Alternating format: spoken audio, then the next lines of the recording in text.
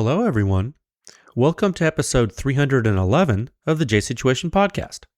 I'm recording this on June 23rd, 2026. How are all you wonderful folks doing on this blazing hot day? Things are good here, very busy, which is just how we like it. Now, as you know, 5.56 silencer data and analysis is at record-breaking levels of demand. The AR-15 people have made their way into the silencer community. This is both a very good thing, it's very great, and also an incredibly tumultuous thing. It's very hectic. As a result, you will continue to see the incorporation of 5.56 silencer testing into the standard.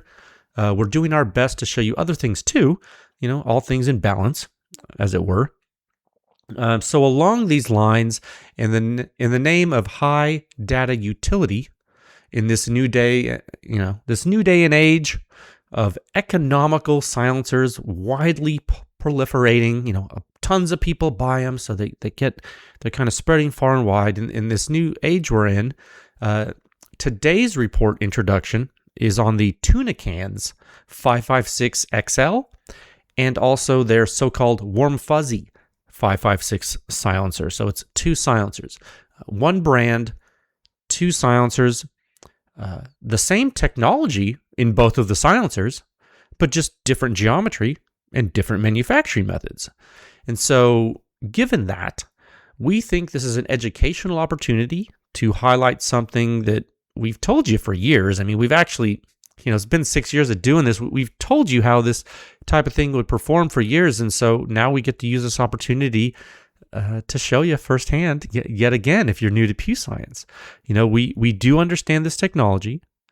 This will be a pure case study on how similar geometry can perform similarly when you vary the length and when you vary volumetric expansion. Okay? It will also be a good case study regarding back pressure and how back pressure is and is not related to the suppression rating on some systems. So I think this will be a very good learning experience for a lot of people. And because this new brand is so popular due to their very low price point, I think a lot of people will be able to learn that are brand new to silencers, which I think is a double whammy for our education goal of the lab. So I think it's win-win all around, even if you're sick of 5.56, which I am. And before that intro talk for the Tuna Cans silencers, we will conduct the technical deep dive into last week's 6.5 PRC research. Yeah, that's right. The Four Systems Predator 6.5 was published last week. And so, given that is also on the episode today, and frankly will be the bulk of the episode, chances are there's going to be something of interest for all of you today, okay? So grab an ice-cold beverage, stay in the shade, sit back while we tackle today's silencer physics, okay? So we'll get on with the show, and if you've been here before, welcome back. If you're new to the podcast, you're in the best place to learn about silencers in the world, and we're so glad to have you here because we love to teach. There are timestamps in the episode description wherever you would like. It doesn't matter where you're listening. It could be the website, could be Facebook, could be our podcast feeds, anywhere. And you can skip with the timestamps to every topic of interest. You can, maybe if you have to go do something else, you can come back and your place, find your place. It's pretty easy. Okay, if you want to stick around with me a little longer, I'm going to tell you folks about the great companies that make this podcast possible every week. The first is Legion Athletics, because nothing you do, exercise, sports, really anything is worth doing without consistency. If you want to excel at something and practice at it, you have to do it all the time, right? You don't do something half-assed. You want to be awesome. Legion Athletics can actually help you with that. Whey protein, pre-workout, post-workout, vitamins, minerals, creatine. They don't have every supplement you're ever going to need, but they probably have a lot of it, if not most of what most of you do need. When you visit legionathletics.com, you can use the link in the show notes. You can just Google it, whatever. You can use the code word PewScience. You get buy one, get one, 50% off your entire shopping cart. When you use the code, you get 10% cash back forever using the code too, which is really cool. And you can get strong, impress your friends. With all the strength gains. No, I'm just kidding. It is like slow and steady wins the race type of thing. I find that a lot of the supplements that I use there do help me with that. And if you are a competitive athlete and you're drug tested, just know that anything you buy at Legion is not going to make you fail a drug test, which is really important. Our next sponsor is the fine folks at Silencer Shop. They've done a lot for consumers. They've done a lot for the NFA industry nationwide. Dealers large and small. They've probably gotten more people into the hobby and into the silencer defense space than many other parties. They're responsible for a lot. And they have a kiosk, which is very valuable because it secures your biometric information. And it does a lot of paperwork in there. It simplifies the whole silencer process. You get money back guarantees. You don't pay any transfer fees either, which is like a huge thing for a lot of people. So it's just you and your silencer with no drama. It's really a silencer ownership simplified. They've supported this podcast for many years. They've supported our lab for many years. One of our longest running supporters. So if you see them, you may just pat them on the back and say, "Hey, thanks for supporting Pew Science." Also, Top Gun Range, hey, they're a silencer shop dealer out of Houston. I don't know if you know that, but they're pretty cool. One of the great things about Top Gun is that the people there are extremely knowledgeable in silencers, and they also have an entire 15-lane indoor shooting range, and it's indoors, which is good for Texas because it's really hot outside. So you go in the air conditioning, you can try out all the different systems they have, put silencers on them. It's really great. Largest rental fleet in the entire state of Texas. So, if you're looking for a new gun or something and you want to make sure that, it fits you, just like trying on shoes, man, what a great place to do that. Kyle and his crew are awesome. Check them out at Top Gun Range. And also, Capital Armory supports this podcast. They're a very unique dealer in Texas in that, in addition to shipping stuff directly to you at your home, which is cool, and it helps you if you work nights and stuff, and really no one else is going to be able to do that for you in the NFA space in the way they do it, because they combine, like, let's say you work nights and there's just no way you're going to be able to get to a dealer. So all the other people I just talked about, they're just not going to be able to help you. It's not going to happen. So it doesn't matter if you like them or not. It's just it's a logistics thing. So you pick Capital Armor, you do that. What you'll get with them is also a supreme knowledge of silencers. And I can guarantee you that's true, because when I speak with the folks at Capital Armory, they're actually silencer guys. So it's not like a lip service thing. And I can tell you, anyone that's supporting us on this podcast, I actually vet. Like, this is not like, fly by night people that I would never endorse these companies unless I believed in them. So if you live in one of the 42 states where silencers are legal, go check out Capital Armory. Finally, this podcast is brought to you by the Pew Science Laboratory. I'm the technical director of the lab. I'm doing my best to conduct this research in a way that fosters public education. And I think this podcast is a big part of that. And all the companies that I just read or talked to you about, plus Pew Science, are what make this podcast happen. Okay, no other company, pays us money for this podcast. None of the lab clients that are funding, like, reports that you see, they're not dictating what's on this podcast. They're not funding it. This is all from these sponsors and from the Pew Lab. Okay, and we're doing this to push the silencer industry forward one test at a time, and I do believe it does work. PewScience.com has the suppression rating, which is the simplest and the most accurate hearing safe rating for your suppressed small arms, and it's based on the entire history of the gunshot from before combustion takes place all the way until all the combustion is gone. And it's the only place to get it. We're the only ones doing that. And really, we're the home of the Silencer Sound Standard, which has 8 sections. It's a compendium of the most complete silencer data analysis in the universe, and you can check it out 24/7 for free at pewscience.com anytime. It's all available to the public. Now, if you want more and you want to learn more and you want to keep this going and help keep our lights on, you can join with a membership on the website, and it's super cheap. With inflation, we haven't changed this cost in 6 years. It's less than a cup of coffee per month. And you can fund the greatest silencer research ever on the planet. It's awesome. with a membership, and we will respond to your technical questions via email too. It's pretty cool, and you don't have to join, but if you want to throw us a bone every once in a while, you can donate. There's a review page, donate button, podcast page, donate button. That helps. You don't have to do that either if you don't want to. You can just leave a good review and let folks know that silencers and guns are awesome. Hit the 5 stars or the thumbs up or wherever you're listening. Just let folks know this is helping you. I mean, that's pretty much what we want, because we want you to be helped. So the 2 topics that we have for you today are going to be the huge technical discussion of the Ford Predator 6.5 and then the Tuna Cans thing. So those 2 things. So we're going to hit topic 1 at a time of 10 minutes and 42 seconds. All right, 1 second.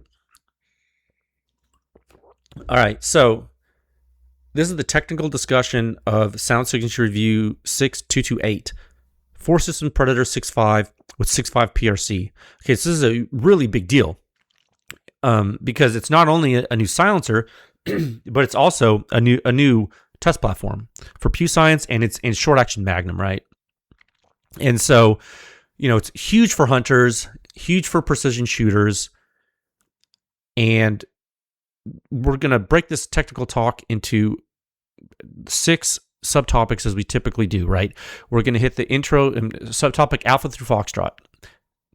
Subtopic A is going to be an intro and recap. Then we're going to do the Predator 6.5 overview. Then we're going to look at the Predator 6.5 silencer design. We're going to talk about hazard map brief 8.1.25, look at the hazard spatially. We're going to talk about the system performance. Then we give some overall thoughts. And sprinkled in there, we'll talk about 6.5 PRC too, okay? So we're going to start the intro at a time of 11 minutes and 50 seconds. And this is really cool. I'm so glad we got to do this for you folks. It was really neat. And I was wondering when we were going to get back to 6.5 to 6.5 millimeter, because it's very popular. And over the years, we have gotten, and we continue to get regular questions about how a silencer will do on 6.5 Creedmoor. Like, just for example. And generally, I point people toward the 308 rankings because I do think 308 rankings are a good general proxy for the 6.5 Creedmoor combustion regime, like overall. Now, is the 6.5 Creedmoor signature severity going to be the same as 308 through a silencer? Maybe not, but I do think the relative rankings would be pretty close, more or less. And I think they would be very useful to a lot of people on a large scale. Like if you went to the rankings filtered by 308 bolt gun and then use those as relativistic rankings for something on 6.5, I think you're not going to be too far off. Now, the trouble was coming about when people were looking at 6.5 specific silencers. Because there simply was not a good way to give data-backed opinion on those, except in the cases where we could extrapolate different existing technologies. Like, for example, let's say you had a hydrogen 6.5, and then you had a Mach series from Liberty with a 6.5 end cap. Let's say you had those 2. It might be that they would be close in performance with 6.5 Creedmoor, right? Might be, but it's a guess. Even if an educated guess, it's just a guess, because we would be extrapolating to a jet diameter that is false. And then in one case, you have overbore, but also a restricted end cap. So you start to add variables and uncertainty starts to increase. So there was that. It was a little bit uncomfortable, because we like to be relatively certain when we give you information. And so there's a looming Magnum need too. 6.5 Creedmoor is so similar to 308 due to the same parent case and charge. So we thought, okay, this is going to be a perfect pivot. There is a demand for 6.5 silencers, of that we know. People like these 6.5 projectiles due to the ballistics, the way the bullets fly. And we know there is silencer demand for 6.5. So why not kill 2 birds with 1 stone and hit 6.5 PRC?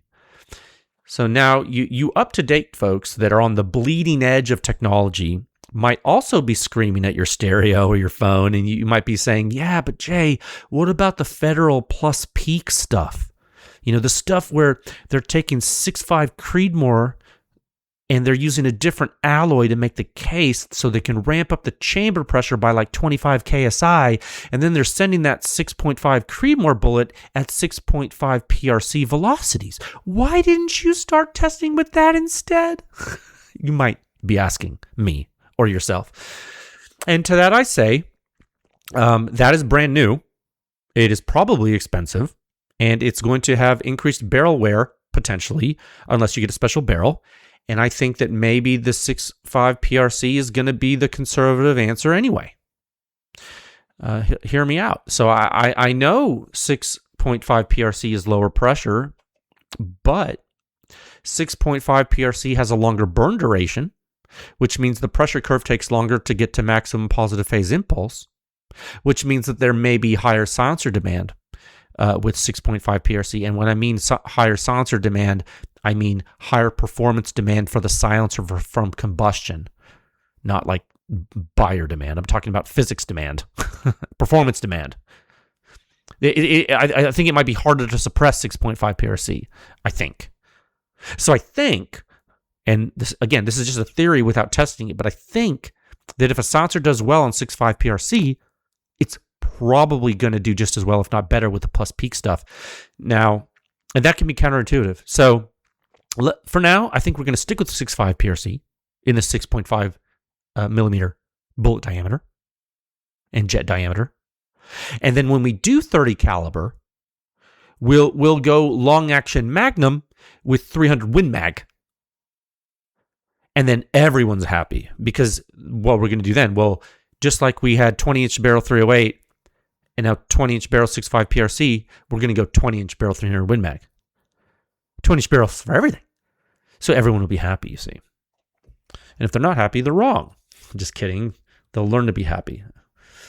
Or something like that. Let's go into subtopic Bravo, which is a general 6.5 Predator 6.5 overview at a time of 17 minutes and 10 seconds. And I noticed ever since we switched podcast hosts, these podcast timestamps don't seem to be syncing up right with what I'm saying. So there must be some kind of weird processing that the host does. I'll have to reach out to them, but this should be pretty close. Okay, so subtopic B, Predator 6.5 overview. Okay, where is it? It's on my desk. Here it is. Oh, okay. Very interesting silencer. This is a dedicated 6.5 silencer, okay? Now, it's full size. So you're sitting at 8.8 inches long without a mount, but you're only at 1.62 inches in diameter. I say only, but, it's funny. Something I haven't done, but I have thought about, is quantifying mirage through scopes with silencers that are large diameter versus small diameter or smaller diameter. You will probably have mirage from all of them, and it will, of course, depend on your optic center line above your bore on your rifle, but I have thought about it. The closer your optic center line to your silencer, the more you hit that magic severe mirage point. Mirage gets worse the closer to the silencer you are in your field of view. Now, it depends how much you're shooting, too. And, of course, it depends if you have a cover or not. For me, I like to keep my optic center lines pretty low. I am not a riser person. I'm just not, at all. I don't like them. I really dislike optic risers, and I want my optics to be as low as possible on guns, closest to the bore as I can, typically. Just as a rule. Now, for me, mirage can matter when I am going to be shooting enough for mirage to matter. I will try to find a cover to put on a silencer. Now, since we're on the topic 6.5 PRC, which is only relevant to people who actually shoot, because it's not 5.56 where you just magged up into trash with an FRT, which is what people seem to love nowadays. Not that there's anything wrong with that. I think talking about mirage in this topic is important because it actually matters, because people do shoot this cartridge of 6.5 PRC. Now, the silencers that heat up faster are going to give you mirage faster. The silencers that heat up slower are going to have mirage for longer. So you can't win. You can't escape mirage, and no coating in the world is going to change its So the only way you can escape mirage is if you have a silencer that's really, really, that doesn't heat up that fast and you don't shoot that many shots. So you're never going to see it. But really, in practicality, you can't escape it. So, no coating in the world's going to change it. So stop listening to people selling those coatings. It's nonsensical.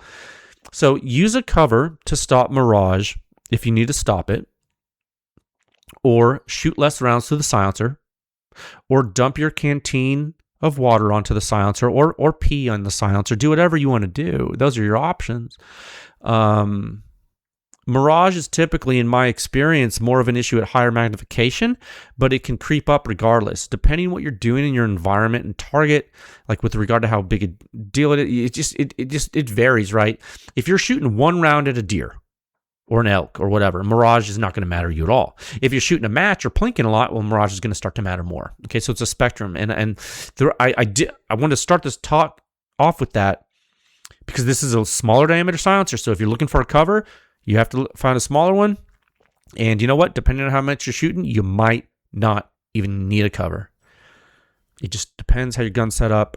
The good thing is, you buy something like this, you buy your gun, you set it up. If you end up with the mirage, just get a cover. It's going to be okay.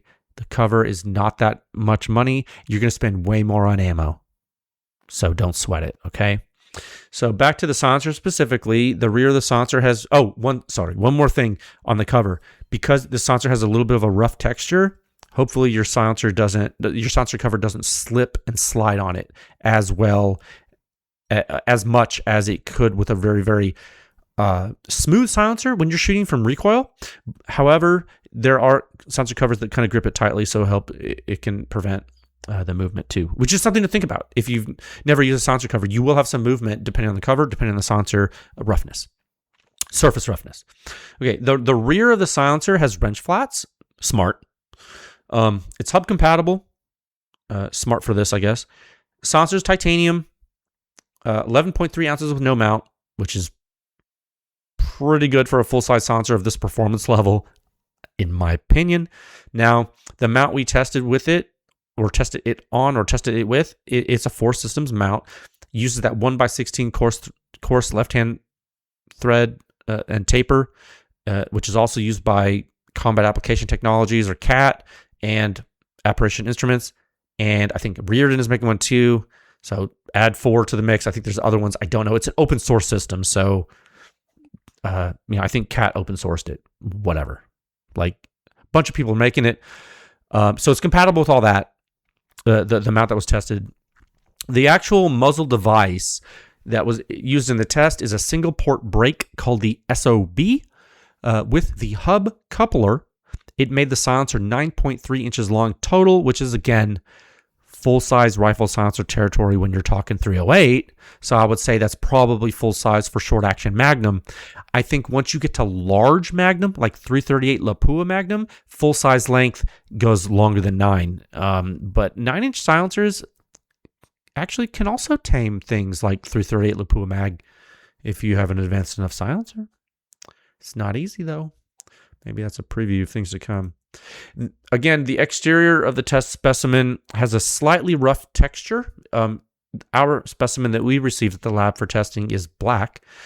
I like it. It looks clean. It feels nice. The front of it has some nice tasteful milled rectangles for grip there. Not a knurling, but more of just a design that looks good for grip. I don't hate it. It looks fine. Looks nice. Nothing flashy.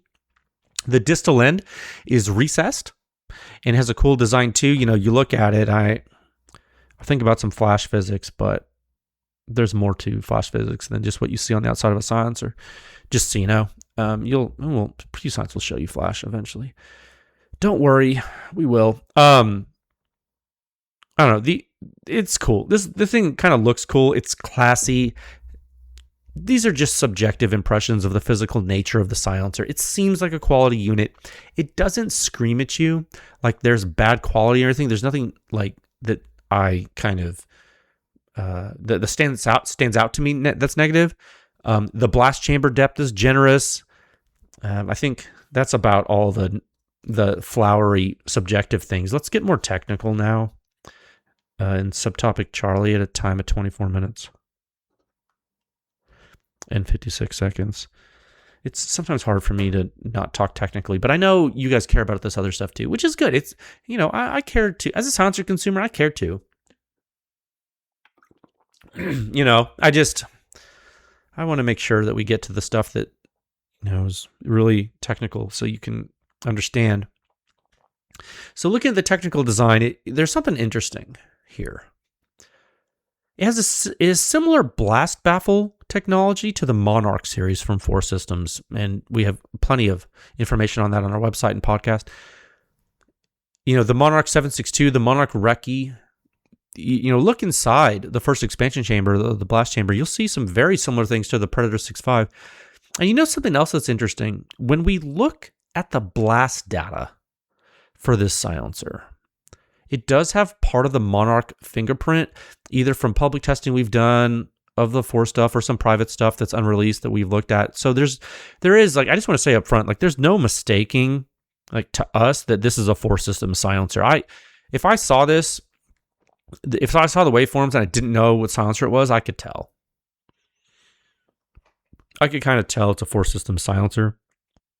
What Four Systems does, and something I think they learned this from the podcast over the years, I think they learned it from Pew Science research, is that they vent pretty early, and they creatively do it a few different ways off the first reflector. When I say early, I'm not talking about venting to atmosphere early. I'm talking about venting inside the silencer early.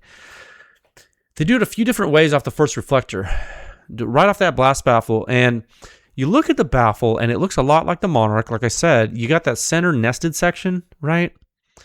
It's almost like a flower opening. You see that center nested section? They're altering the reflection there, and then they're venting them there. And they're also venting them again in the baffle throat around the inner circumference. And they're routing to an annulus. And so they're following rule number 1 of stagnation and relief for high-pressure silencer designs. Vent early, manage flow early, don't overwhelm your silencer before it even gets a chance to do the work. Set yourself up for success in the early time regime. 6 years ago, there were very few silencers doing this. Now, look at how many are doing it. It's actually quite interesting when you see how the state of practice has evolved in these 6 years. If you want to look at a big industry indicator of how this technology really took off, look at how Silencer Co. reverse engineered the CGS Helios to create the Velos series. Silencer Co. is a very big silencer company moving a lot of product. So when I tell you that technology advancement has happened due to observations made in Pew Science research, I'm not talking about only small garage shops. No. I'm talking about the entire silencer state of practice. Silencer Co. got influenced by Pew Science research on the Helios QD, and that is what spawned the Velos. I am just telling you factual information from silencer history that I don't want people to lose. Okay? This is real. And now you're looking at the Predator 6.5. And this should not be a political statement or like a brand favoritism, anything. This is just like a factual thing about how the research has progressed and how technology has influenced other technology and the market at large. It's important to know these things because because mistakes are going to be made. And so what do they say? What's that cliche? You don't know history, you're going to be doomed to repeat it and blah, blah, blah, blah, blah. Something like that. Anyway, elephant in the room here for the Predator 6.5 is the dedicated bore for the cartridge and the extremely high early time flow rate of the silencer, and then how the late time flow rate gets controlled and how the silencer is able to throttle flow. Now, what Four Systems did, they took the early venting to heart, and I haven't done? I haven't put this thing on a 6.5 Creedmoor SR25 because I don't have one. We got a 7.62 NATO one. But I think it'd be really interesting to put this on a 6.5 Creedmoor SR25. I wonder if the early time flow rate being so high is enough to combat the late time flow rate being so low. I just don't know. What we do know is that for bolt gun use, even with like very long duration combustion from 6.5 PRC, this thing does really well. Maybe if you put it on a semi-auto 6.5 Creedmoor, because the combustion duration would be lower, and you has a higher early time flow rate, maybe you'd be in business and it wouldn't like blast you from the injection port. But maybe it depends on the rifle. I don't know. I'm just speculating. It's really hard. It's really hard to know what would happen. But I thought I'd bring it up because maybe some of you thought about it too. When we get into the technical nitty-gritty later in the topic after next, or maybe in the next topic, looking at the blast waveforms, you're going to see there is some first round pop momentum that you will know about when you shoot it. And I would say it's probably a consequence of having such a high early time flow rate to a lot of the silencer. I think oxidizer access just isn't restricted enough, and downstream quenching just isn't robust enough in their design. And I think it's just a perfect storm for FRP. And I think they're just going to have to dial that in with experience later. It's not a deal breaker here, but it's there. It's not crazy severe, but you're going to notice FRP with a silencer. Now, high early time flow rate, the combustion really clears out of that first chamber quickly. Low late time flow rate takes a while to bleed it down. Now, you're not dumping everything to atmosphere super quickly. Again, you're going to see this in the waveforms. When we look at the rise time, when we look at the wave shapes, the concavity of the impulse accumulation, that rate shows a gradual increase to peak. So it's pushing that rate later in time. Let me say it a different way. It's pushing that rate increase to later in time. And that points to physically a flow restriction downstream. Okay, so we're going to get to that. So let's move to the next subtopic and talk about big picture hazards. The hazard map brief at a time of 31 minutes and 54 seconds. Okay, 1 second. Okay, and I don't have that pulled up in front of me, so I'll do that. So hazard map brief 8.1.25. I'm going to pull that up another tab so I can look at it real quick and remember, and then I'm gonna click on that, and then I'm gonna click on the map to make it bigger so I can see it in all its glory. It's easier for me to read it. All right, yeah, this is cool. This map, because it might be if you've never seen one of these maps, this might be kind of surprising, because I mean, at least this was pleasantly surprising to me. What you're seeing is a 6.5 PRC rifle that's punching up with the high performing 308 silencers, all in, and to me, that indicates progress. And let me tell you something. Let me tell you something, brother. Let me tell you something. In our internal testing, 6.5 PRC results are not always like this. We have seen results that do not look like this. We have seen let me give you an example without naming names and throwing someone under the bus. We've seen conventional baffle 30 caliber silencers in the 6 to 8 inch length ranges top out at 30 at the ear. It's suppression rating.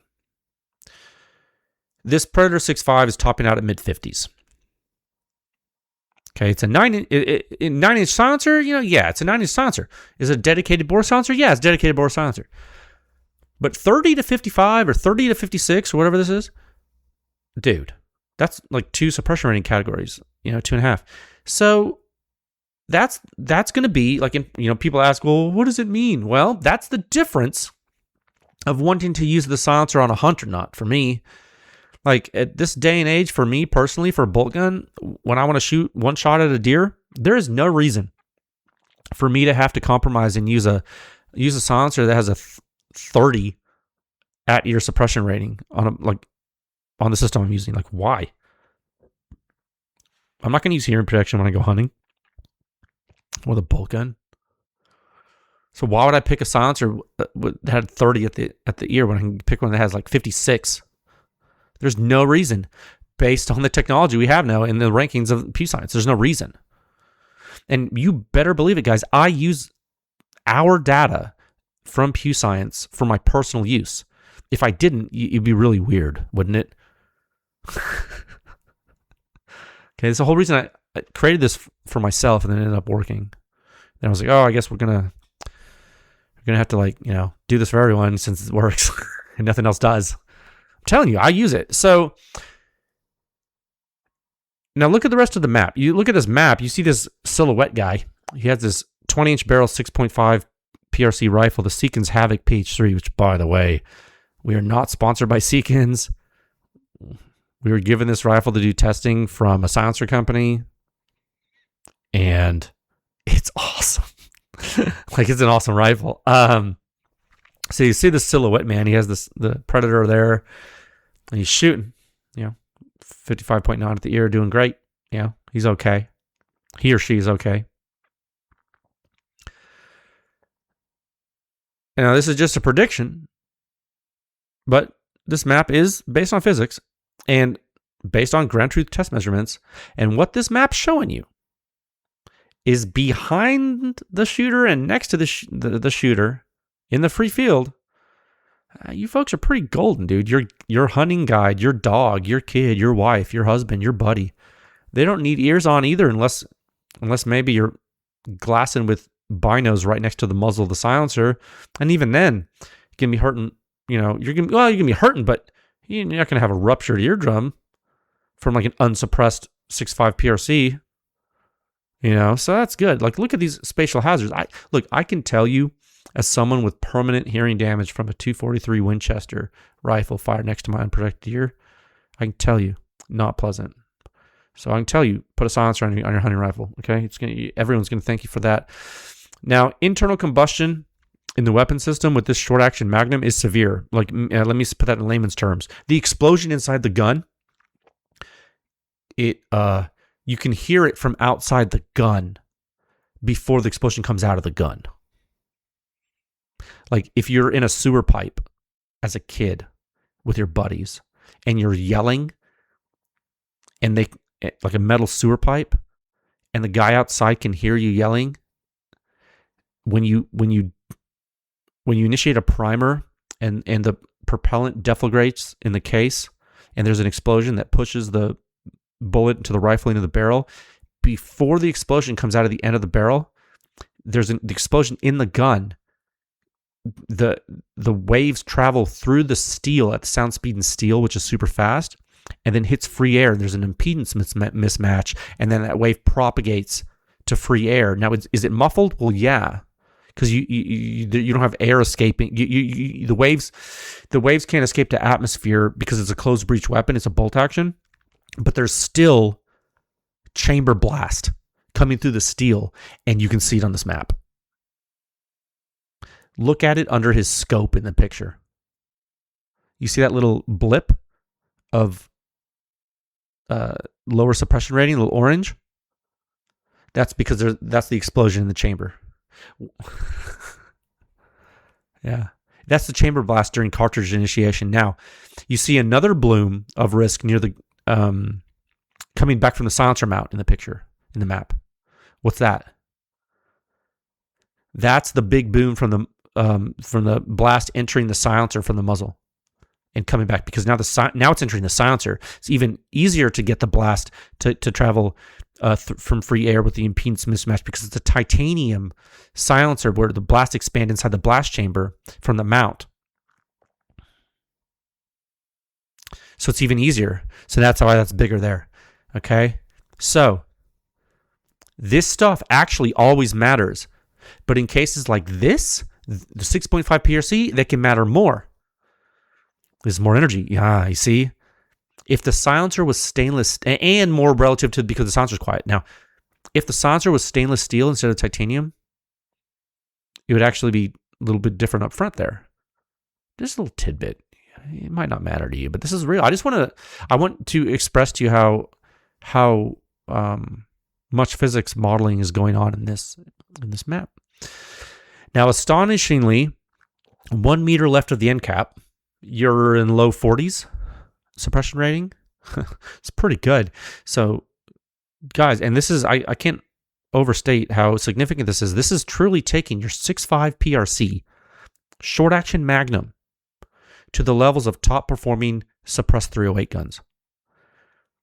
Like, if I was a 6.5 guy, I'd probably be happy with it. Like, Yeah, on average, like objectively objectively strong performance, objectively high degree of personnel protection in the free field according to this map.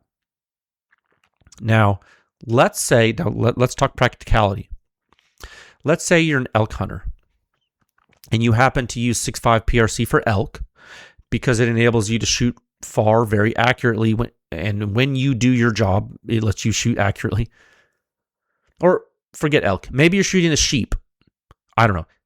Maybe you're shooting something you have to shoot from further away than a whitetail. Like, who hunts whitetail at like 400 yards? That's like weird, right? But like, you might shoot like a sheep or like an elk at 400 yards because like the terrain's different and you can't get as close enough. Or I don't know, dude. I'm not really a long range hunter guy. I'm more of a South Texas shoot the deer and, gut it and then eat it type of guy. But hey, I'm sure I'll do long range hunting someday with you guys. They're cool. What I'm saying is, you need a let's say you need a short action Magnum to do your job. Whatever you're doing. Let's say you're settled down on a rock near a cliff face and your hunting buddy is glassing and he's spotting for you. Is the hazard map going to look like this? No, it's not going to look like this. No, it's not. Can we use PSoft HD to simulate that environment for you? We could, yeah. And we'll do it. But just know, this map, what it's showing you, you're standing with the muzzle at 1.6 meters above the ground in the middle of a field. That green that you see on the map behind the shooter there, that is going to disappear when you're near a cliff face. Okay, so that buffer of 55.9 at the ear that you're seeing in the free field, that's really good to have because that's going to drop. So now you see why you don't want to start with a shooter's ear suppression rating of 30 for a hunting setup, because you don't have any room. Give yourself some buffer. Okay. I've said that before in a long diatribe in a lot of different episodes, but hopefully that's a simple explanation for you of human risk. Okay. All right. Let's look at now at some complicated blast physics at a time of 42 minutes and 13 seconds. Okay, I'm going to close this map. Go back. That was the hazard map brief 8.1.25. Now I'm going to go to the main report, which is Sound Signature Review 6228. Okay, 1 second. And if you're a Pew Science member, please by all means, pull up the full member version because you'll have the entire thing. There's no ads in it. And except the sidebar, and you get to see all the shooter's ear data, and we do that as a thank you for your support because you help the lab run. You keep the lights on.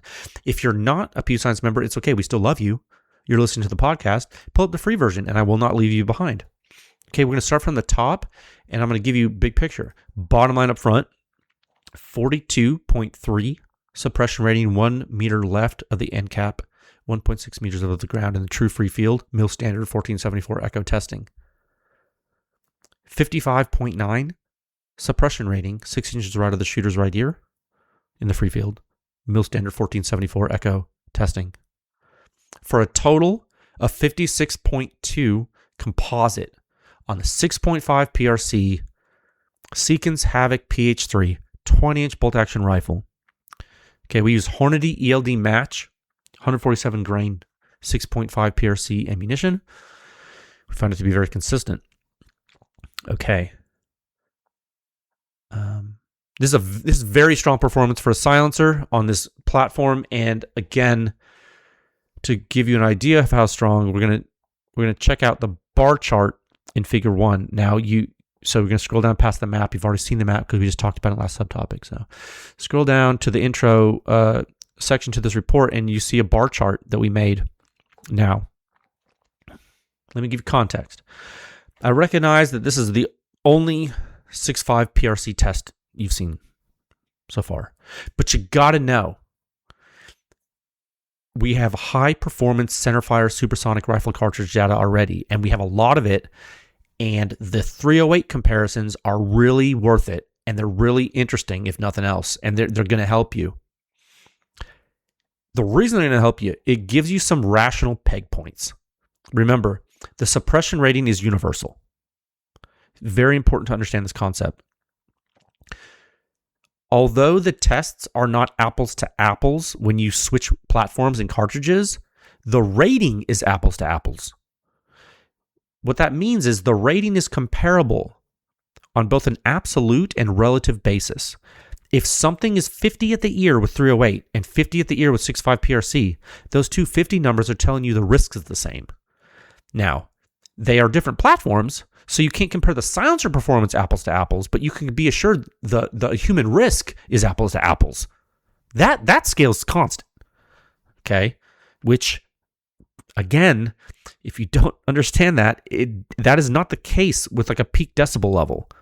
So if you measure an MP5 with a silencer and you get 146 decibel peak sound pressure at whatever sample rate you want, and you measure a bolt action rifle and you get the same peak sound pressure at whatever sample rate you want, and the same peak sound pressure, it does not mean they have the same human risk.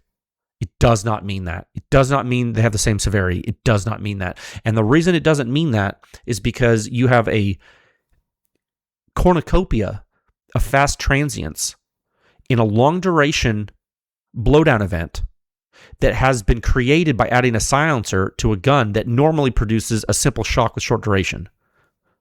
You cannot quantify blast pressure and impulse and the severity with a long duration blowdown event the same way you would do a simple Friedlander shock curve from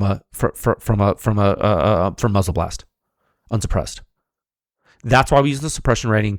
It's physically why. And it's not, and Pew Science didn't decide that it had to be that way. The creator of the universe decided that because it's how physics works. It's not our choice that we couldn't use peak dB. It is the universe's choice. If we didn't have to use the suppression rating, we wouldn't use it. It's hard to calculate. Trust me, it would be so much easier if we didn't have to do it. Okay? So that's why we use it, and that's why figure 1 is so valuable for you, because all these 308 cans on these 308 guns are giving you metrics. And if you've shot any of those high performance, which a lot of you have, because some of them are extremely popular silencers and they're amazingly quiet, you see the Predator 6.5 on there and you're like, oh my God, it's more than hanging. It's actually beating some of them with a short action Magnum. How crazy is that? Right? So you look at this and you say, okay, you're right on the heels of a Vent 1 on 308. And I'm telling you guys, the Vent 1 is freaking quiet, dude. And I don't care if you don't like PTR. I really don't care. This is politics free. I am telling you, the Vent 1 on 308, dude, put it on 308, put it on 300 blackout, put it on whatever you want, dude. The Vent 1 is so quiet. It's so quiet. And anyone not respecting its performance, they're either mad or like they're ignorant. It's so good. It's so good. The Predator 6.5 on a 6.5 PRC is right on the heels. Not in the directly adjacent to the muzzle, but for the operator on the gun, which is something to think about. Okay, big deal, big dang deal. Now, we put both Hyperion tests in there. You know, we put the old 308 test, and we even put the 6.5 Creedmoor test, the only 6.5 Creedmoor test that's in the standard. And we told you there's a lot of reasons why we don't mess with that, and it's a 22-inch barrel for the 6.5 Creedmoor. It's a whole problem. But anyway, the one thing I want you to look at here, one thing you'll note, because we put the lengths of the silencers in the chart, you'll note that the length of the Hyperion is different in each of the Hyperion tests.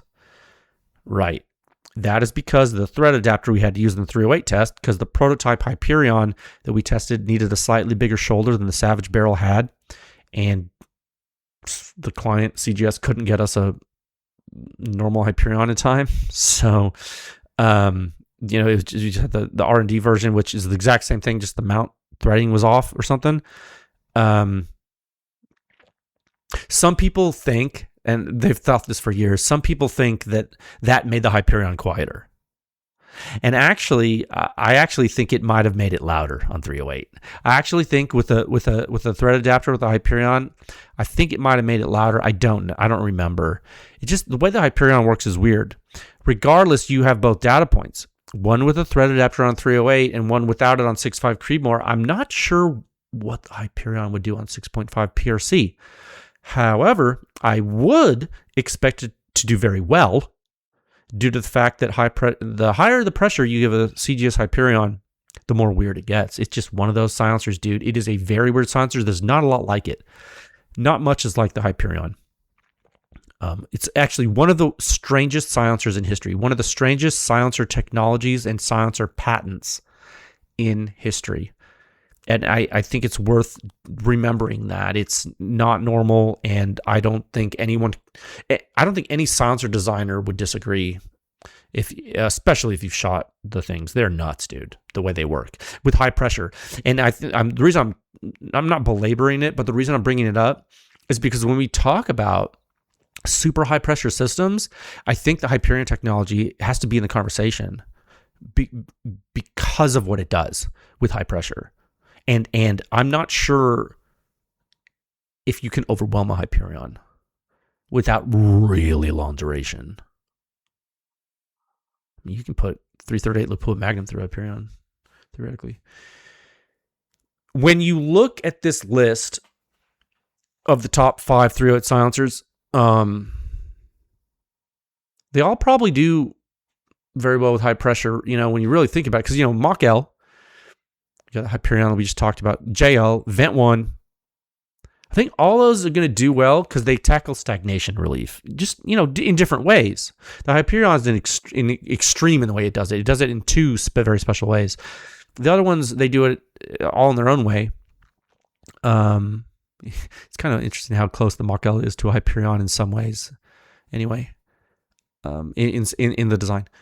It's not the same, but there's some things it shares. I think the Magco Arms EDS30L can also probably do well with a really high pressure. I don't necessarily see it scaling as well as some of the other models based on the tech, but I think it probably would do well on really high pressure because it really is an omega baffle derivative, like almost all these are at the end of the day. But the annular utilization in the Magco is probably not as robust as some of the other technologies.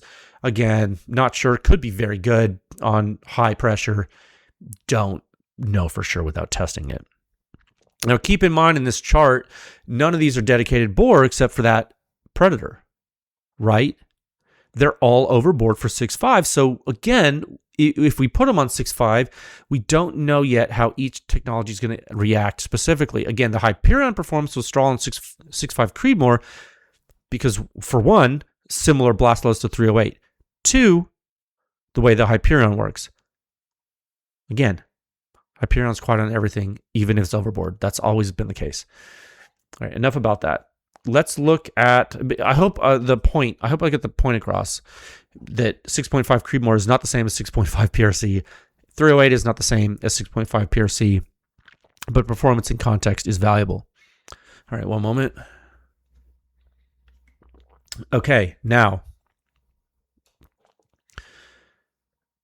I want to look at unsuppressed blastos with you for a second, and they're in the report, so this is helpful and very important. And there's also very good conclusions you can read in the report, but I'm not going to read the report to you. That's weird.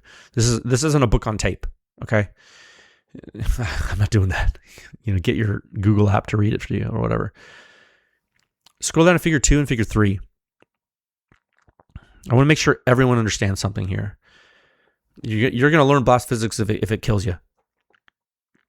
What you're seeing in Figure 2 and Figure 3, you're seeing blast pressure and blast impulse in units of pascals and PSI.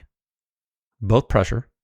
And then for impulse, you're seeing units of Pascal millisecond and PSI millisecond. Okay. And when I say like 2 unit names next to each other, like Pascal millisecond, that means Pascals times millisecond. It means PSI times millisecond.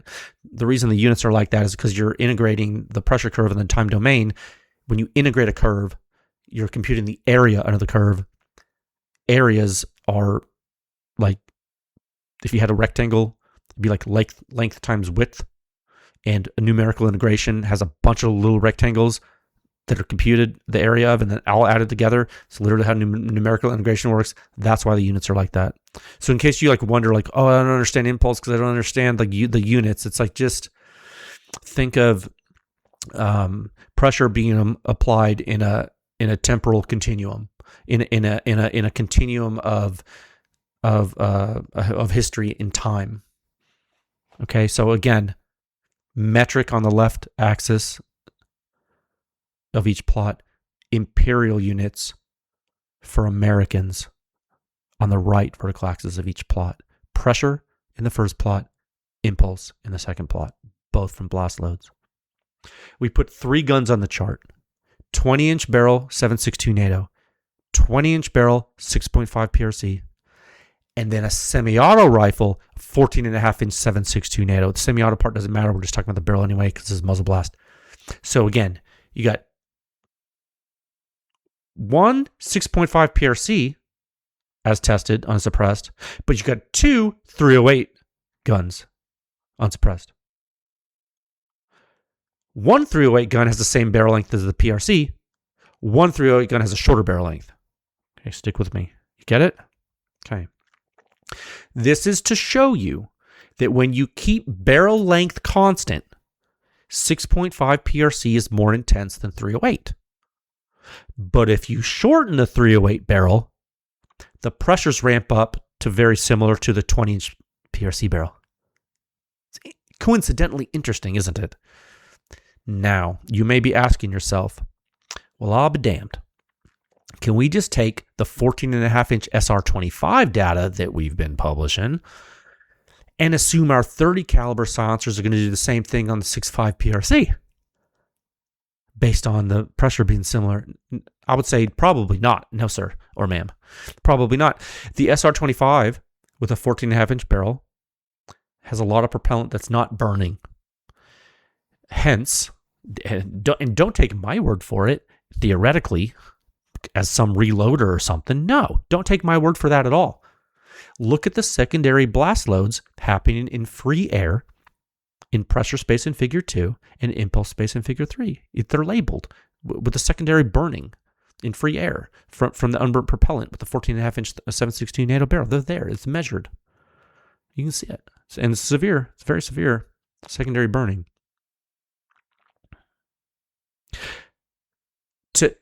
To put that in context for you, think Mark 18, for example, but with a bigger gas column, just a bigger and badder gas column.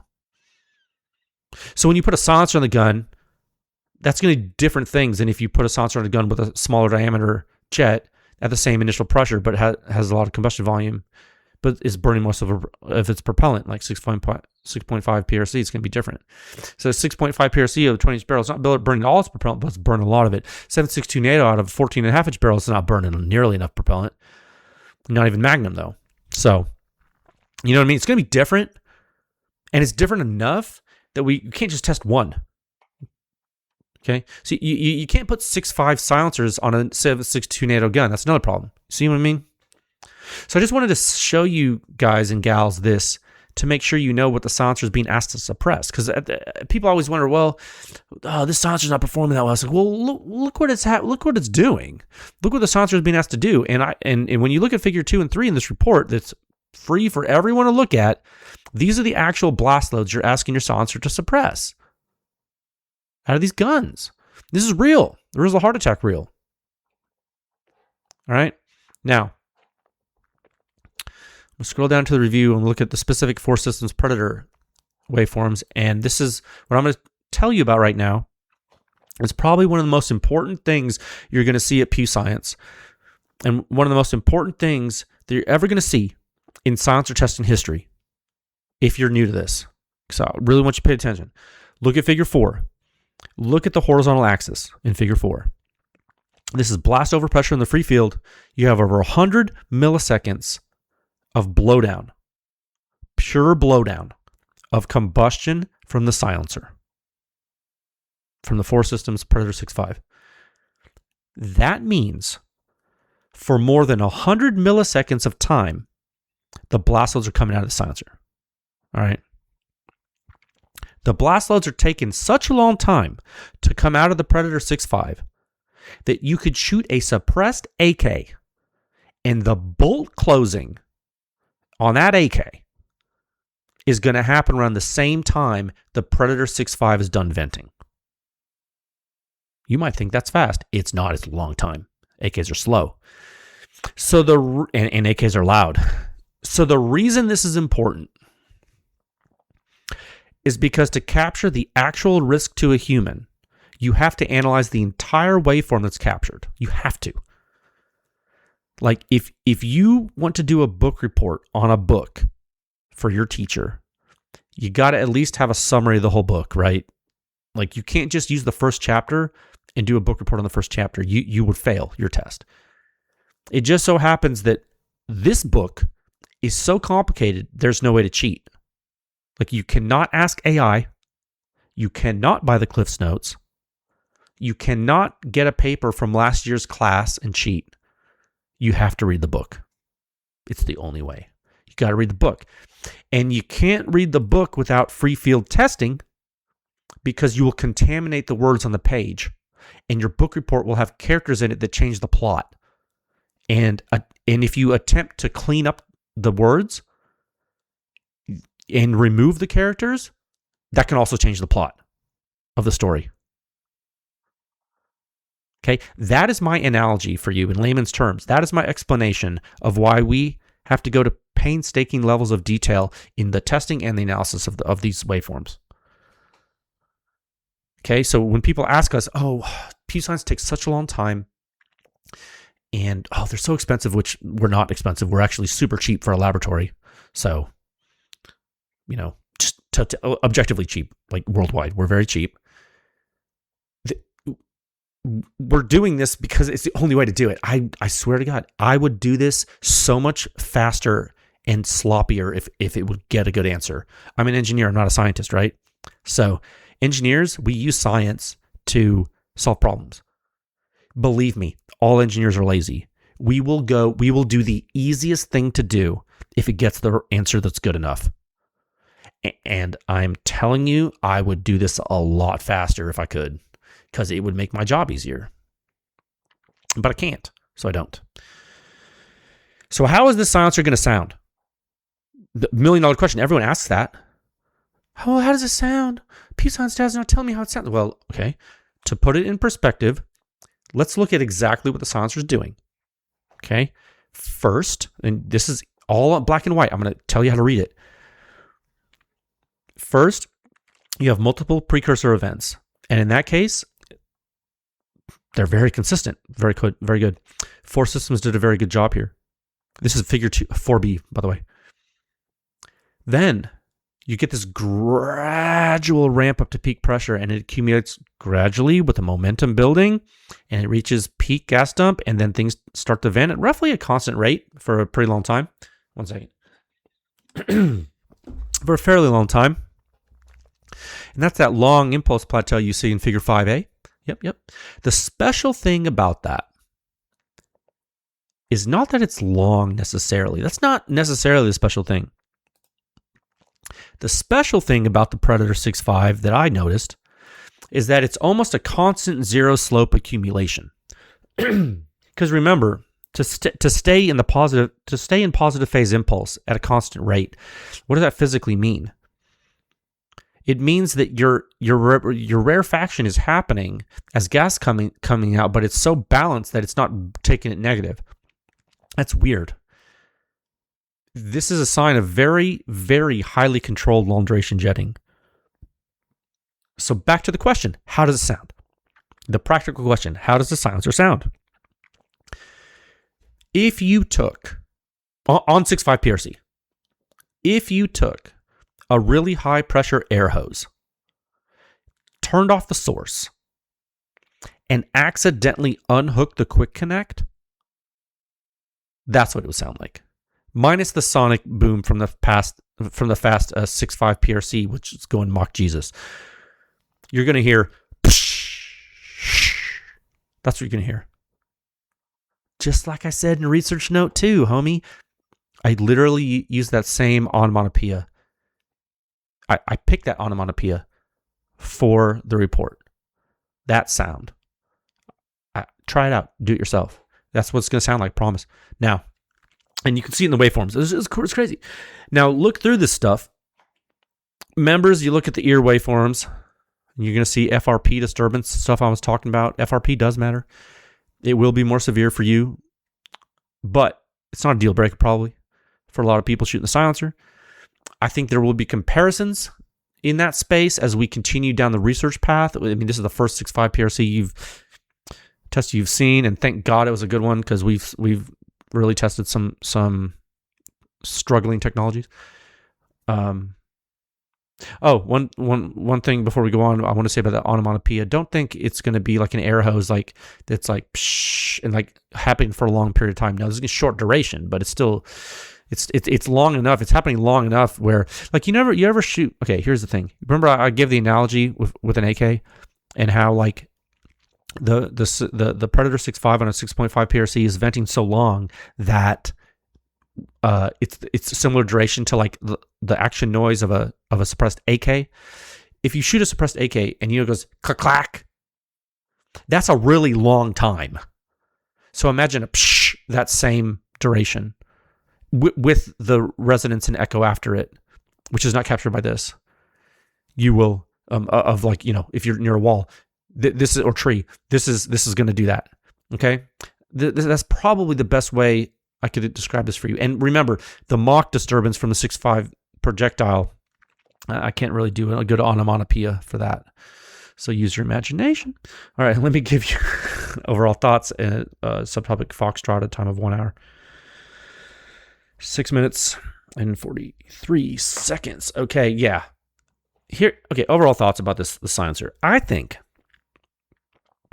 if this thing has good accuracy, which it probably does, I don't know. I haven't like shot it for accuracy. If it's light enough, if the size is right for you, it's probably a solid option for the cartridge. Some people have asked me, like we talked about earlier, Jay, how would this do on 6.5 Creedmoor? And I said, well, it's not going to be louder than this. I can tell you that. So based on what we know about how this silencer works, what we know about the difference between 6.5 Creedmoor and 6.5 PRC, I would venture to guess if you put this silencer on a 6.5 Creedmoor rifle with standard pressure ammo, you have a good time. So big thanks to Force Systems for trusting us to perform this work. Interesting to see the Monarch technology, or at least some of it, make its way into high pressure rifle land. It's good. It's good to see people use their tech like that. I think there's some interesting tidbits in this report that people should read if you're interested in suppressing Magnum rifle, and I look forward to showing you more of this research as we are able to do so. And speaking of research, let's now pivot back to 5.56, a cartridge we can't seem to get away from, no matter how hard we try. At a time of 1 hour, 8 minutes, and 11 seconds. Oh, God. Look, it's not that I don't enjoy doing it. It's just that we do so much of it. Topic 2, Sound Review 6229, Tuna Cans 5.56 XL and WRMFZY 5.56 on the 14.5-inch M4 A1 R3 rifle. Okay, this is 2 silencers from the new breed of economical manufacturing at scale. I say new breed, but I say new popularized breed that is occurring in the industry, whether you like it or not. It is here. These are well understood traditional and conventional baffle designs. And so the question here that everyone should be asking themselves, or that we would like to answer for you, is how does varying length and volumetric expansion vary the performance, if at all? Okay. So this is an intro to today's multi-silencer case study report. And I have it. Where's my freaking... I have a draft of it somewhere here I can pull up so I don't forget everything that is happening that you'll see in the morning. Yeah, okay, here it is. Okay, very good, very good. Yes. So, I think I've shot more Lake City 5.56 than than most people. At this point, today for you, tomorrow for me. At 0700 Central, this is the first Tuna Cans report that will be live. Boy, has there been high demand for this. Oh. Some people think, think some of these other new companies have high demand. I tell you what, this Tuna Can, man, they got some high demand. Tell you, we get a lot of inquiries about this thing, I guess when you make inexpensive silencers and market them pretty heavily to dealers and consumers over months, you build demand. I mean, I'm not a marketing guy, but I guess that works. Now, these things are moving. So Tuna Cans came to us. Like all our clients do. We don't directly market to clients, to silencer companies. I know you think we do, but we don't. Trust me. We do not approach any silencer companies ever. They approach us. So they approached us. They asked us to test 2 of their 5.56 silencers on the M4 specifically. We said, sure. We do that a lot. We are happy to perform this work for you. We are happy to take your money to do a project. That's what we do. It's like, yes, we will perform our work. So now the 2 silencers that you're going to see, they presented a very interesting case study. When you look at them, you're going to say, wow, these are utterly different. These are utterly different than each other. Couldn't be more different. What are you talking about? They're similar. No, these silencers are from 2 different worlds. Well, I'm here to tell you, you would be right and also completely wrong at the same time. The first silencer, the 5.56 XL, it is a 12 baffle modular silencer. It is self-explanatory when you see the picture. Trust me.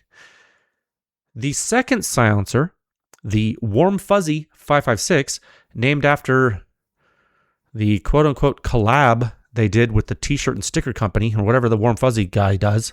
I'm pretty sure he makes t-shirts and stickers and posts some nice pictures on the Instagram. I don't know what WRMFZY is. That one's 3D printed and fatter and shorter. Okay. Now, you see these 2 things and you think, hey, what's the difference? Well, first of all, as we'll talk about in the technical discussion next week, the baffle technology is identical, but the length and volumetric expansion and the construction characteristics have been changed. And coincidentally, what you will find that on a standard untuned M4 rifle, they pretty much do exactly the same thing. At the end of the day, not exactly the same combustion, but propagation, but in risk space for the operator and bystanders, on average, it's almost the same thing. We understand this baffle technology very, very well. Now, there are some twists we'll talk about next week on the deep dive that are in the report, but really, by and large, we understand the tech. So you shorten it and you fatten it and you get the same results. Make it modular, and if you remove baffles, it'll get louder, but your back pressure is probably not going to go down that much. Because why? If you remove baffles from the modular silencers, is your back pressure going to go down much? Probably not. Why? There's no venting to speak of at all inside the silencer or at the end. Early time flow rate is low. In other words, early time back pressure is high. You're not going to change that by removing baffles. Promise. These are reasonably quiet, high back pressure, simple silencers. Easiest way to describe them. And for those of you new to Pew Science, you get to see us walk through something we figured out very early in the research.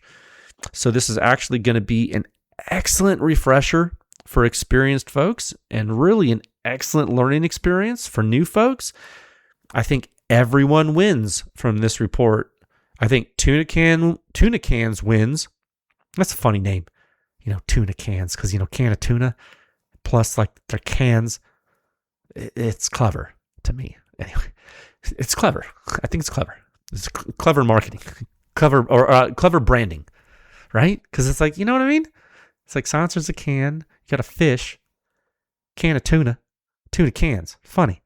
Anyway, Tuna Cans wins because they get to show you,